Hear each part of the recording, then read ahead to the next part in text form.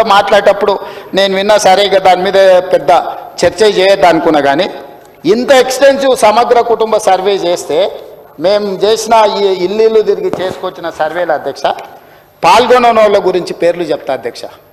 ఈ సర్వే 50 రోజులు జరిగింది, ఒక్కరోజు కాదు. ఇళ్ళ దగ్గర కూడా వెళ్ళారు. కల్వకుంట్ల చంద్రశేఖరరావు గారు ఎమ్మెల్యే గజ్వేల్, కల్వకుంట్ల తారక రామారావు గారు ఎమ్మెల్యే సిరిసిల్ల, తన్నీరు హరీష్ రావు గారు ఎమ్మెల్యే సిద్దిపేట, పద్మారావు గారు MLA Secunderabad, Palla Rajeshwar Reddy MLA Secunderabad, Pochampally Srinivas Reddy MLC మన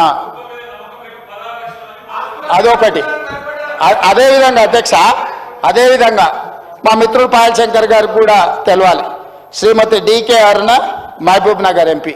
అధ్యక్ష, వీళ్ళందరూ సర్వేలో పాల్గొనకుండా నేను అడిగిన కొంత మిత్రులను, అందులో ఉన్న వాళ్ళని, ఏందా సారు ప్రధాన ప్రతిపక్ష నాయకుడు, లేకపోతే వీళ్ళంతా మంత్రులు చేశారు, ఎందుకు సర్వేలో పాల్గొంటలేరంటే, అన్నా నువ్వు ఇచ్చిన సర్వేలో ఇంతకుముందే చెప్పకనే పెద్దలు శ్రీనివాస్ యాదవ్ గారు చెప్పారు ఒక మాట, మీరు ఇన్ని వివరాలు అడిగితే మా సార్ వాళ్ళు ఎట్లిస్తారని.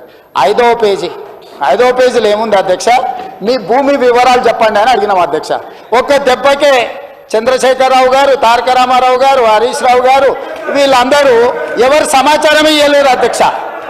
ఇప్పుడు మేము ఏమడిగినాం అధ్యక్ష, దీంట్లో అందరూ 3,54,138 మంది సర్వేలో పాల్గొంటే ఇక్కడున్న ఎమ్మెల్యేలు, మంత్రులు అందరూ వివరాలు ఇస్తే భూముల వివరాలు అడగంగానే సర్వేలో పాల్గొన్నారా అధ్యక్ష? సర్వేలో పాల్గొన్న వాళ్ళు వెనకాల నుంచి శంకర్ని పాడు చేస్తున్నారు అధ్యక్ష, అబద్ధాలు చెప్పి.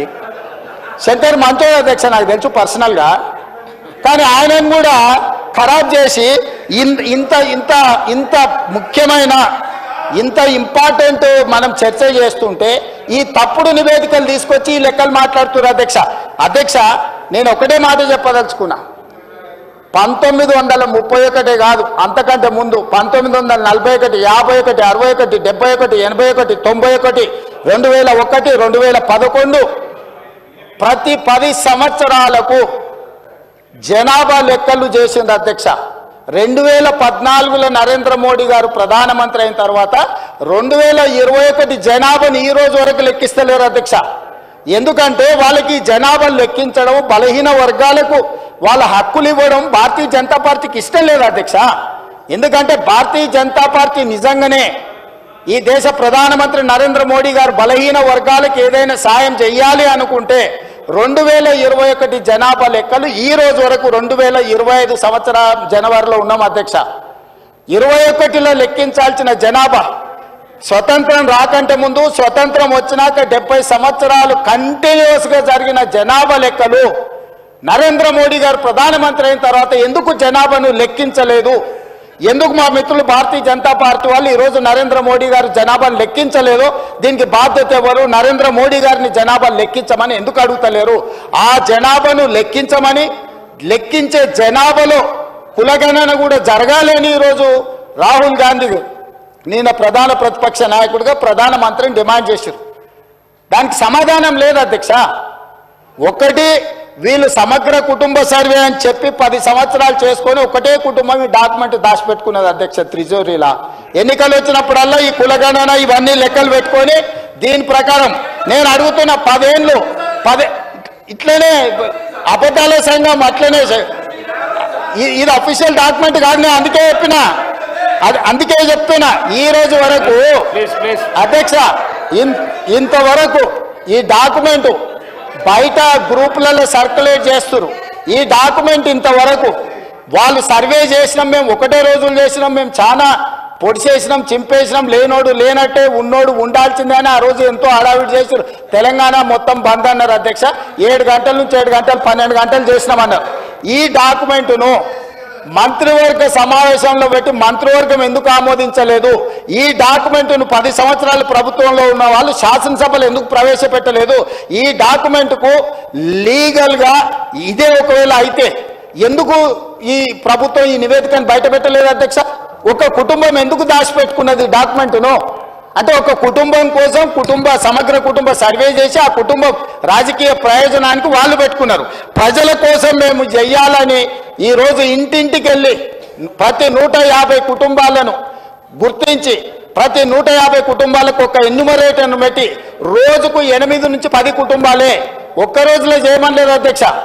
50 రోజులు నిరంతర ప్రక్రియ చేసి 50 రోజుల తరువాత 100% పారదర్శకంగా ఈరోజు సామాజిక ఆర్థిక రాజకీయ కులగణన సర్వే చేసి ఈరోజు ఇక్కడ పెడితే వాళ్ళు ఎక్కడో కాకి లెక్కలు తీసుకొచ్చి చెట్ల మీద ఇస్తరాకులు కుట్టినట్టు ఎక్కడెక్కడో వివరాలు తీసుకొచ్చి సభలు పెట్టి ఈ సభను ఎందుకు తప్పుదో పట్టిస్తారు అధ్యక్ష. 2011 జనాభా లెక్కలు తప్ప ఎక్కడ కూడా అధికారిక లెక్కలు లేవు. ఆ తర్వాత 2024లో కాంగ్రెస్ పార్టీ అధికారంలోకి వచ్చిన తర్వాత చేపట్టిన ఈ సర్వే మాత్రమే అధికారిక డాక్యుమెంటు. ఇంత మించి అధికారిక డాక్యుమెంట్ లేదు. ఇట్లాంటి లెక్కలు చెప్తే సభను తప్పుదోవ పట్టించడమే, సమాజాన్ని తప్పుదోవ పట్టించడమే. 2011 జనాభా లెక్కల ప్రకారం 3,50,03,674 మంది అధ్యక్ష. 2011 జనాభా లెక్కల ప్రకారం. ఈ రోజు మా ప్రకారము 3,70,00,000 పైచిలకు జనాభా అధ్యక్ష. ఇంకెక్కడ కూడా అధికారికంగా లెక్కలు లేవు. ఎవరైనా చెప్తే ఊహించో లేకపోతే అబద్ధాలు ఎవరైనా చెప్తే అవి మోసుకొచ్చి ఇక్కడ చెప్పడం తప్ప ఏ చర్చకు తావు లేదు. అందుకే దయచేసి మా మిత్రులను బలహీన వర్గాలను సామాజిక న్యాయం చేయాలని ఒక ఉక్కు సంకల్పంతో రాహుల్ గాంధీ గారి మాట ప్రకారం ఈరోజు కాంగ్రెస్ పార్టీ ఏదైతే ప్రయత్నం చేస్తుందో ఈ ప్రయత్నానికి సహకరించండి. నరేంద్ర మోడీ గారిని 2021లో లెక్కించాల్సిన జనాభా లెక్కలు ఇంతవరకు లెక్కించలేదు. వాళ్ళు అడగరు, వీళ్ళు లెక్కించరు.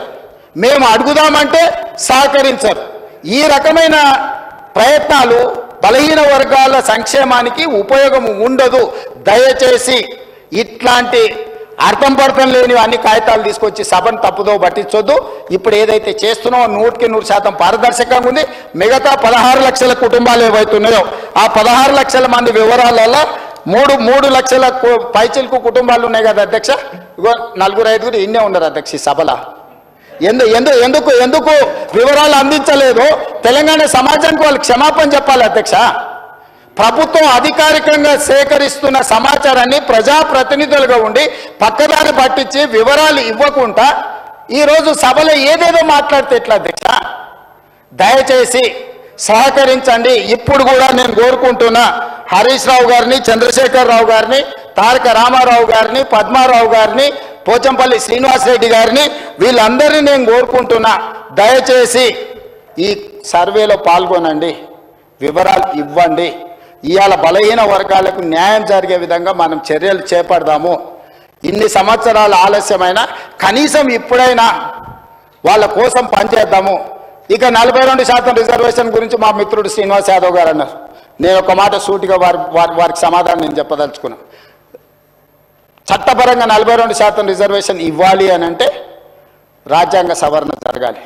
కానీ రాజకీయంగా వినండి రాజకీయంగా ఈ వేదిక మీద నుంచి నేను మాట ఇస్తున్నా. మా పిసిసి అధ్యక్షుడి గారితో నేను మాట తీసుకొని వచ్చిన అధ్యక్ష. మా పిసిసి అధ్యక్షుడు మహేష్ కుమార్ గౌడ్ గారిని నేను అడిగిన, ఒకవేళ చట్టపరంగా 42% ఇవ్వడానికి అవకాశం లేకపోతే పార్టీ పరంగా రేపు జరగబోయే స్థానిక సంస్థలలో కాంగ్రెస్ పార్టీ 42% సీట్లు ఇస్తామని చెప్పినాం అధ్యక్ష.